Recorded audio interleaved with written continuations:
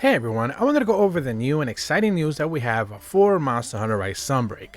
And that's the fact that the developers decided to provide us with another brand new interesting interview, and this time with the composers and the music creators for the game.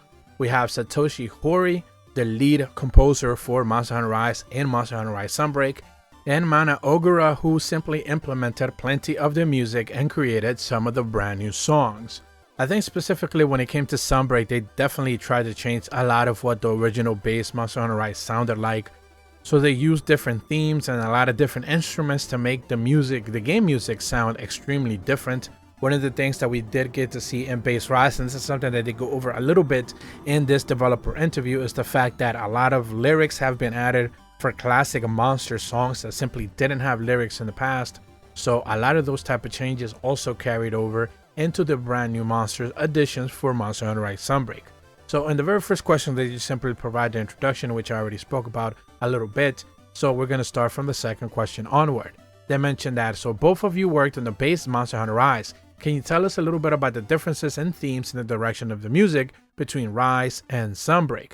And Hori replies, with Rise, I centered in the compositions around two elements, vocals and given the soundtrack a Japanese feel. For Sunbreak, I focused more on the orchestral music and classic instruments to create more of a Western feel and atmosphere.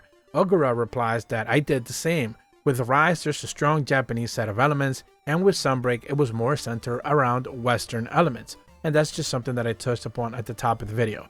There's plenty of different elements specifically for Sunbreak that just simply in Rise did not exist, but that is something that we kind of knew even before Rise launched, as plenty of that leaked data provided just a little bit of an insight as to what to expect. On the following question they ask, was there anything you changed between Rise and Sunbreak, or alternatively, was there anything in Sunbreak that you carried over from Rise or expanded upon? Hori responds, as I mentioned before, in Rise we added vocals to the monster themes from past games, and from Sunbreaks we stayed loyal to the original theme while also asking ourselves, what would this theme sound like if it were extended on it now? In both Rise and Sunbreak, we tried to pay respects to the original themes as much as possible, but in Sunbreak, we focus on more of the musicality to the original versions, and we reinterpreted them for the arrangements. Meanwhile, Ogura states that we even rearranged the music for the barbecuing for the sales at the market and the Japanese style to a more Western style. From a gameplay perspective, we also changed the quest complete music depending on whether you accepted the quest at Kamura Village or Elgato. As far as respecting the original music is concerned, we even brought back Marika Suzuki to do arrangements for Gore Magala and Shagaru Magala's themes since she composed the originals. Now, one of the things that I didn't necessarily know was that if you complete the music based on whatever you took the quest, I guess it sounds a little bit different. The completion screen, that's brand new to me. I certainly never paid attention to any of that. And I think one of the saddest things specifically in this reply is the fact that they mentioned that they rearranged the barbecue music.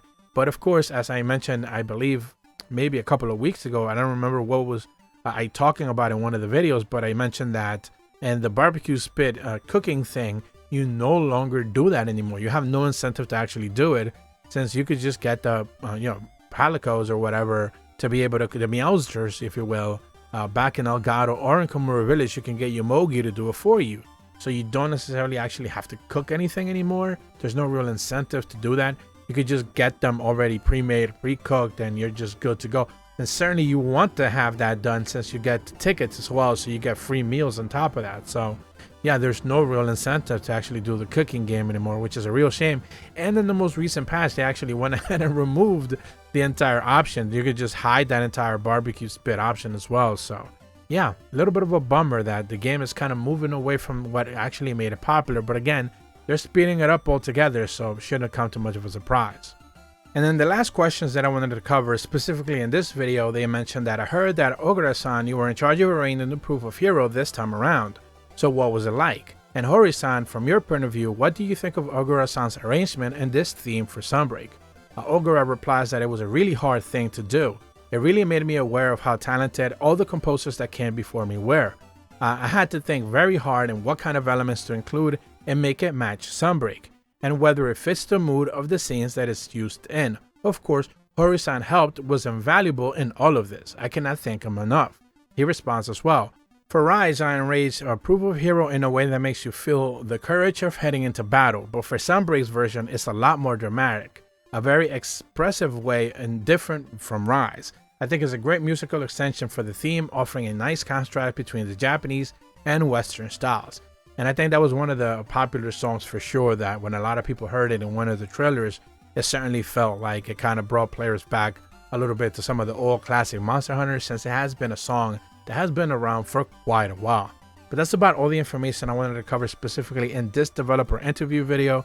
I certainly love when they put out more of these, and I'm a big fan of them just providing us a little bit of behind the scenes as to what they're deciding to do with this game going forward, and of course whatever the next Monster Hunter is going to be. I'm going to be leaving a link in the description below specifically for this developer interview as well. If you're brand new to my channel, be sure to leave a like and subscribe.